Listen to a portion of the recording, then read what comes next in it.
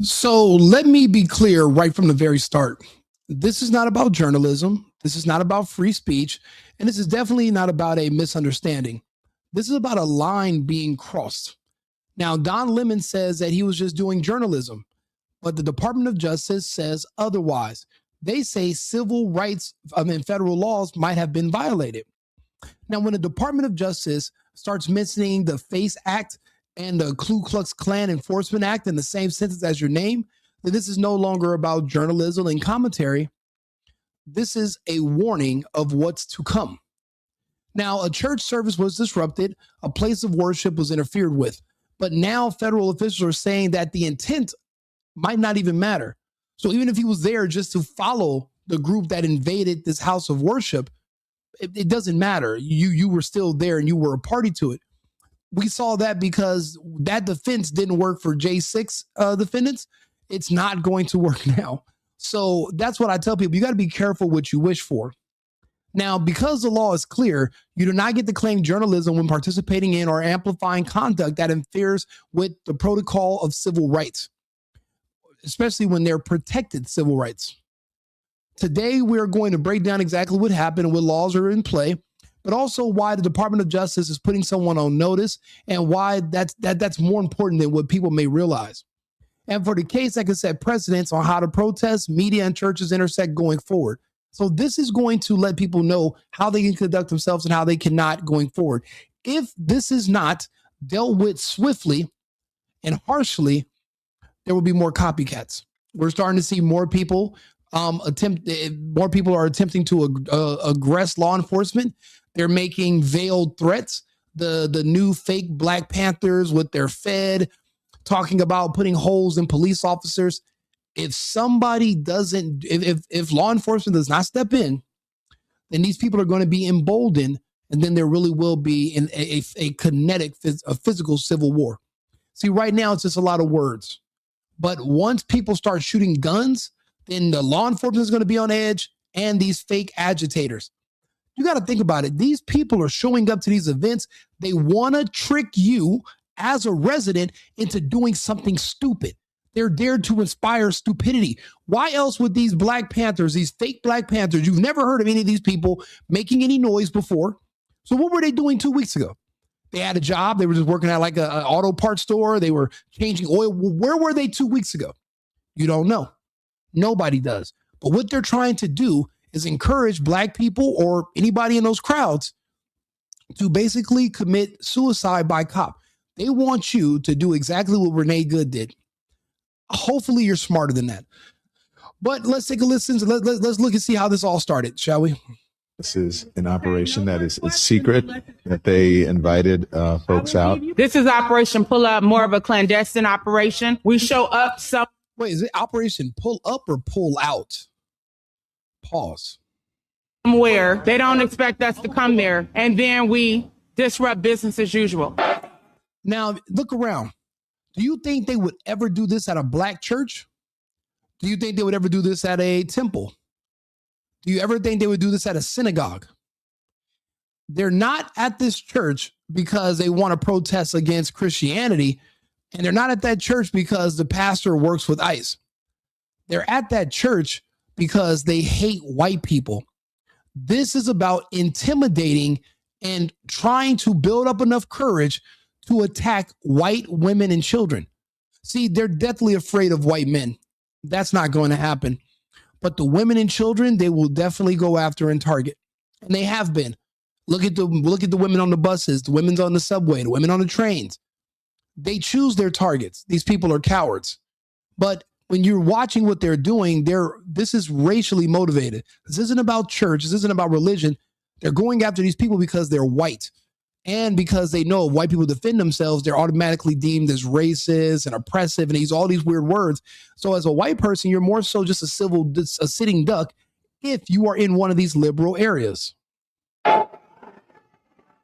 So right now it's kind of mayhem. We're not part of the activists, but we're here just reporting on them. Now, at no point in time did God or Jesus tell you to never defend yourself. Paul historically carried a sword when he was next to Jesus in his travels. You must certainly protect the women and children of your congregation. If men barge into these buildings, you must be willing to die to protect the women and children from them. See, when they rushed into this church, you had no idea if they were armed or not. And for you to just sit back as a man and idly wait to see what these terrorists who bombarded this church, when you're waiting to see what they're going to do, you basically are gambling with the lives of the women and children, your parishioners, who you should be protecting. All this bullshit about being a pacifist or nonviolent, it's all made up in your mind. They've convinced you over the past 15 years that self-defense is paramount to racism. It is not. I don't care what race the other people are. You must protect yourself and those who depend on you. At the end of the day, you guys are the men. And there's a bunch of women and children in there, and you let these people storm into your church and surround you? Are you kidding me? Nobody should have been able to make it out of that room after barging in. That should have been the last church they ever aggressed. To surround you and your parishioners? Well, historically, how have these situations ended up with everybody in the church dead? Are you serious? And you let these people come in and just talk? You don't know if they're going to just talk or not. You don't know if one of them might be a rebel and pull out a weapon. You guys should have never let your guard down. And I keep stressing this. We are not in Kansas anymore. The times of peace are over. This is war. And there is no going back to coexistence. That's over. Did they explain to you why they're here? They did not. They said that there is someone here in Easterwood, someone who is a member of ICE, and he's a pastor of the church. Our church had gathered for worship, which we do every Sunday. We asked them to leave, and they obviously.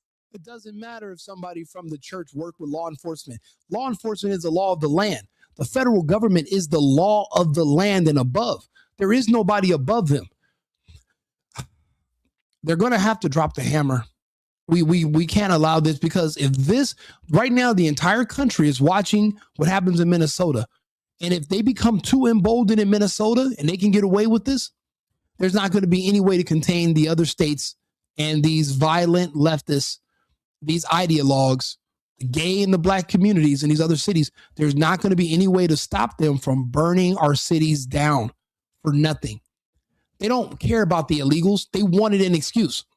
At the end of the day, removing illegals, the number one beneficiary is the black community. They're the ones that complain about not being able to get jobs and no one wants to hire them. Now, because the illegals are gone, everyone's hiring black people. They're the ones who are available for those types of jobs, and they're being hired. They're back on the road. Even the rent in black neighborhoods is going down because of the illegals. The bubble is burst. They're being kicked out. Rents are going back to normal, starting to stabilize. So this isn't about they care about the country or what's best for them. This is about them following orders. They're ideologues. They're weaponized. This is insane. And then people have to fight back and defend themselves. If not, you're just a sitting duck. What are you going to do? What if they just came to your house? You're going to let them just barge into your home? This is your house of worship. You should treat it with the same type of veracity that you would treat someone breaking into your private residence. It is the same thing. We have not lived. So this is what the First Amendment is about the freedom to protest.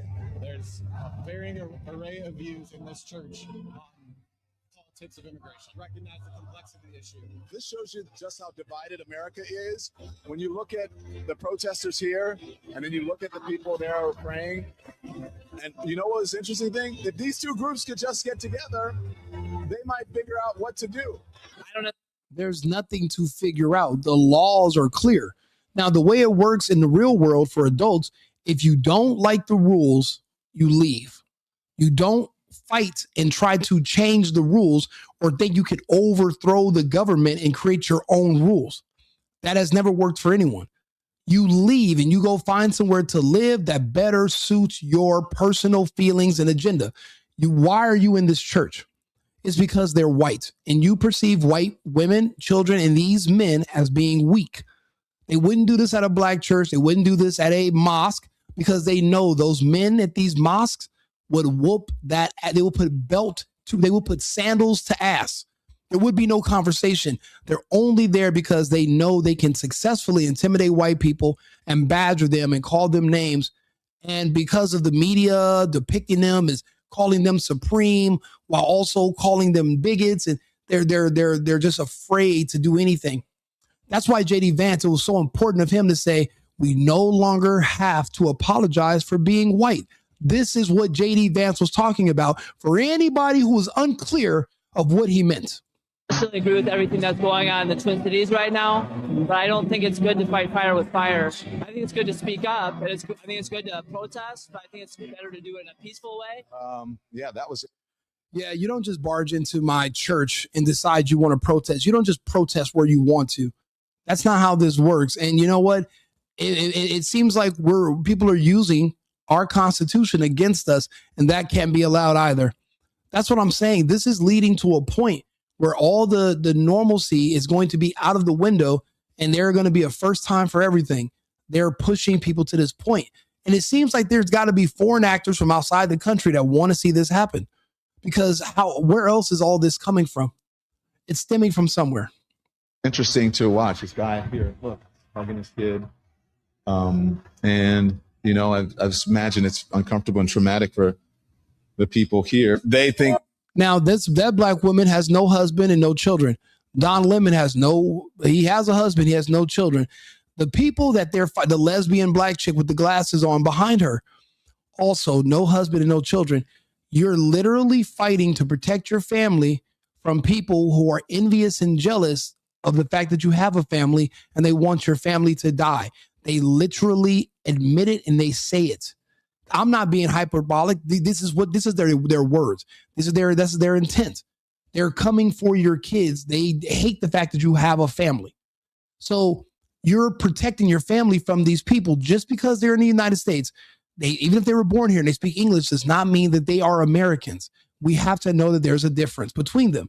These people are terrorists. You lost and this didn't accomplish anything, and you went into their house, the house of the Lord. The reality is the house of the Lord is a place where love lives. It's not a place where you can have a pastor masquerading as the director for the field office of ICE in St. Paul. Yes, you can. You absolutely can. As a pastor, it's your job to want to protect your flock, but that requires public safety. If ICE is law enforcement, then that means that their job ultimately is public safety. These people don't want anybody who's black or gay to ever be arrested for any crime at all. That cannot be allowed. People must be held accountable. We cannot let them shame us into basically putting down our weapons and letting them just run over our country and destroy everything. If you let that black woman have the opportunity, she would give this country to the Chinese and wouldn't think twice about it. If a foreign nation invaded tomorrow, the black and the gay community would not fight on the side of the United States. I hope I am clear. Let's go to the next clip, shall we? This is just embarrassing. Yesterday, I went into a church with Nakima Armstrong and I protested these white supremacists. A pastor of the church. It's sickening when I see a white man himself talk about other whites being white supremacists. You, sir, are also white. There's no difference between you and these people. Not that one anybody can look and tell. Even if you're gay, you're still white. Now, in your mind, you're not white, you're gay. But for you to turn on your own people to virtual signal, hoping that this other group will embrace you, they won't. You're next on the menu. If they're ever able to win the fight against them, you're next. That's why people don't understand. We are in uncharted territories before, but they are desperate, but they're all in. Think about it. With their illegals being removed, there's no chance of them winning any more elections. Illegal voting fraud is how they've even been able to compete all these years. They don't have nothing else to lose. It's everything all in. And all this is a psyop. We have to understand what's happening, but we also have to prepare. This is coming to a city near you. Just a fucking ICE leader in the city? How can you be a fucking pastor and be a fucking ICE agent? Easy. Fuck them. They want to come after me? Fuck them. How can they live so comfortably while the fucking people from Somalia that are in this country legally, that have fucking citizenship, can't even go to their mosque and pray. How? They have to go home. This is no longer up for debate. The fraud is too much. Their immigration paperwork was forged. They became naturalized off of fraud. We've already been through the files. We've discovered it. The Minnesota government covered it up. Just like they did with the financial fraud, the same thing happened with the naturalization immigration fraud. We have to restore law and order. And what that means is we're having to rip the Band-Aid off, because you know what? We don't have time to just let things heal on their own. Things are getting worse. We're not going to sit here and be emotional. Trump's not worried about a third term. We must drop the hammer. This guy right here is basically calling himself being aggressive. But at the end of the day, he's not going to fight law enforcement. And honestly, I heard he's already been picked up. I'm going to double check this. I think his name is William something. They deserve any fucking different. Fuck those fucking Nazis. Come and get me, Pam Bondi, you fucking traitorous bitch. All power to the people. Yeah, the people are the ones who are working law enforcement. And yes, all power to the people who are actually citizens of this country. Everyone else that was here at the leisure of the government, that leisure has been ended. Now you must be sent back to where you are from. We don't really need illegal immigration no more. We see the results. We see what it did to our economy, to our communities. We, as the American people, voted to reverse all of those actions. And that's why we heavily voted for Trump. Just because we're not out there fist fighting these people yet does not mean that we are complacent in what the left is doing. We're just more interested in seeing how far they're going to go. But we're also hoping that our law enforcement is strong enough to repel these people, and it doesn't require the general public to become involved. We are heavily armed. We are more armed than these people. These people that we will be fighting on the left, they don't believe in guns. Only some of them do. The rest of them have been trying to get us to disarm, so they're not going to be armed. The problem is with people like us on the right that have children. If you push us to that point, there's not going to be we're not going to humor any calls for peace or mercy. That's why the safest bet is to stop what you're doing, go your own separate way. But if once we turn that way, and we understand that there's an existential threat where they're basically calling for our extermination, then the extreme levels that we will go to protect our women and children, unfortunately, men like this, they couldn't even imagine how far we will take this and how far we would go. We are praying that it doesn't come to that because we understand our true nature. And it's like they're intended on pushing us to that point. And we're hoping, I'm hoping that it doesn't go there. We're calling for cooler hells to prevail, but look at this. Yeah, his name is William Kelly, and I believe he was picked up already. But they're doing this because they want to intimidate white people. They see white people as being the cause of all their problems. They remember they feel that there's a white person tormenting them 24 hours a day, 7 days a week. They have a mass formation psychosis of extreme delusion, and there's really no snapping them out of it. It's a cult. But look what they're doing. Look how they're coming in here. And the fight should have already started by now.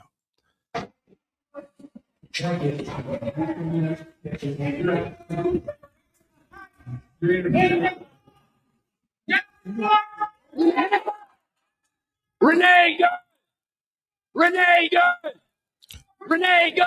And the fact that all the men and boys in that congregation did not immediately start attacking these people that invaded their church, that scares me. It shows that not only are they picking their targets, but they've really picked the right ones.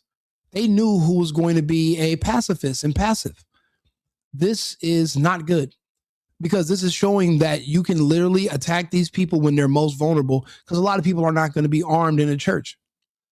I think that's going to have to change if this is a possibility. You know, Minnesota is a very weird place. It's like the San Francisco of the Midwest. It's a very mixed batch of people. It's just a little too dangerous, I think, for the children and for the women. For this to happen and all these men just stand there, what are you afraid of? There's no police. There's no one's going to come arrest you because you fist fight and you attack these people that invaded your church. You're not going to get in trouble. There is nobody. You have the protection of the federal government. Self-defense is paramount to being an American. You don't know what these people's intentions were when they invaded your church. You have no clue. And then they're letting everyone be surrounded. This is horrible.